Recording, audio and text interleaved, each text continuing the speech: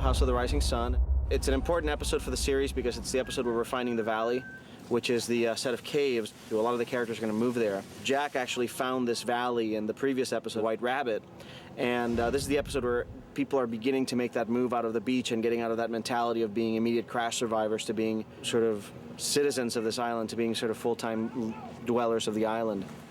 These caves make too good a shelter just to be used for burial. Adam and Eve, they must have lived here.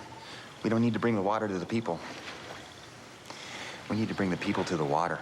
So although this is also the episode where we find the set, this episode also is the one where we find out the story of Sun. 당신 남편이랑 다시 화해하는 건 어때요? 대답해봐요. 예? We had a chance to sort of see them really fall in love and then fall out of love. I think it was really important to see the other side of the story, where it all began and where it's going right now. Approximately 20% of the episode is flashbacks to their life as a young married couple in Korea and the weird circumstances that led to them being on this oceanic flight from Sydney to Los Angeles and landed them on this island. That was a particularly difficult thing, not, only because I don't speak or write in Korean, but it was about getting into a whole other cultural headspace, and it was about writing about something that I don't have a huge amount of personal reference for. 내가 가서 설명을 하게 해줘. 내가 얘기를 잘하면 당신을 풀어줄 수도 있잖아. 네가 어떻게 설명해? I think the idea that you cannot understand what Jin and Sun are saying is a way of highlighting their otherness on the show, and it allows people and the other characters to project what they think is going on with them when they may not really know. 아버님이 시키는 대로 할 뿐이야. 나 우리를 위해서 하는 거야. They know exactly what they need to do, especially Jin's character. He needs to know all he has to do is just talk to his wife. But he can't for so many reasons. But that is like the hardest thing to do between a man and a woman. Why would you learn English and not tell your husband? He has a bad temper. What my husband did to you today, it was a misunderstanding. No, I got it. Loud and clear. It was the watch.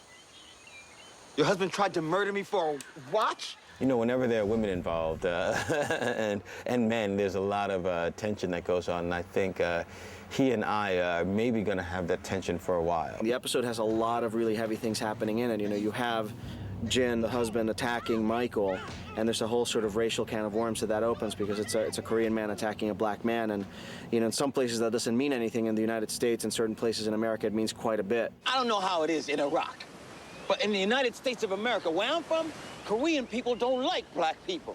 Do you know that?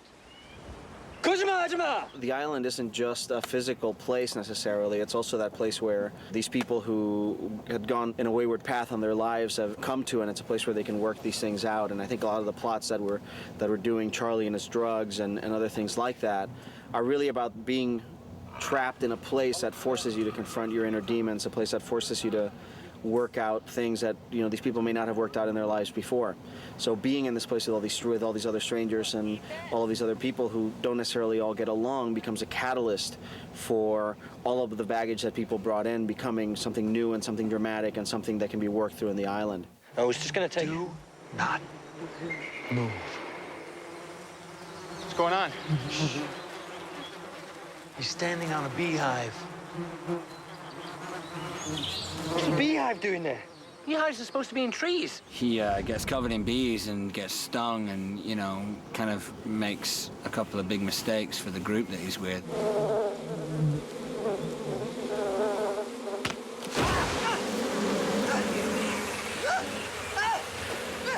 I really like insects, so, any opportunity to do that at work is always fun. It was cool. There were drone bees, which is the male bee.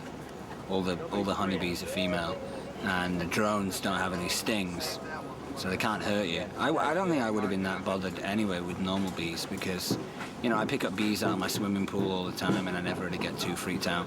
So I can pick these up, touch them, and Yeah, they're quite robust, so you can hold them. well, that whole thing about Charlie being afraid of bees is based on my own life experience. So I'm a little squeamish right now, but In a hive like the one you've recreated there may be 20 or 30 pounds of honey and maybe 10 pounds of brood. Right. That's a lot of food. You can feed a lot of people with that over a long time. Here you can see where a drone just hatched out, ate their way out, And these are young adult male bees. You see their eyes meet in the middle of their head. They're quite robust, and they have a tuft of hair on the posterior abdominal segment. That's very characteristic of drones, is that tuft of hair. And they have no stingers. They're very docile, they're kind of stupid, and they're very robustly built. So they're easy to handle, and for shots like we need in this film, they're the ideal thing to do. It was fun. It was kind of sticky and messy because I was covered in honey, so that it would stick to my arm and to my head and all that kind of stuff. I really liked it. These are our tracking marks. We're using them so that the computers can simulate the camera motion from the live action plate. And then when we get them into the post-production place, we can then simulate the camera move in a virtual environment. So our CGBs that would be chasing Jack and Kate will not seem to float in the scene. Hopefully look like they're real CGBs.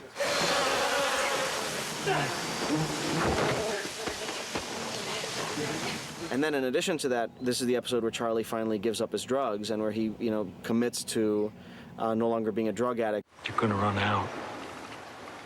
My guess is sooner rather than later. Painful detox is inevitable. Give it up now, at least it'll be your choice. It's an interesting day today for Charlie because he has an opportunity to have someone to confide in Terry O'Quinn's character, Locke, who actually knows that he is a drug addict, has found out somehow. I think he's quite an intuitive kind of character anyway. It kind of sets Charlie into a flat spin because he kind of feels like he has an ally, but also it's someone who can use something against him on the island. But I think it's a nice release for Charlie, and he's looking for his guitar and finds it, which is a great thing. You really think you can find my guitar? Look up, Charlie. You're not gonna ask me to pray or something. I want you to look up. In the script, I think Charlie kind of bursts into tears, and what happened kind of organically with Terry is we were laughing at the fact that my guitar is right above us, but also I was crying at the same time, so it was fun, and I think there'll be a good choice in there for the final cut.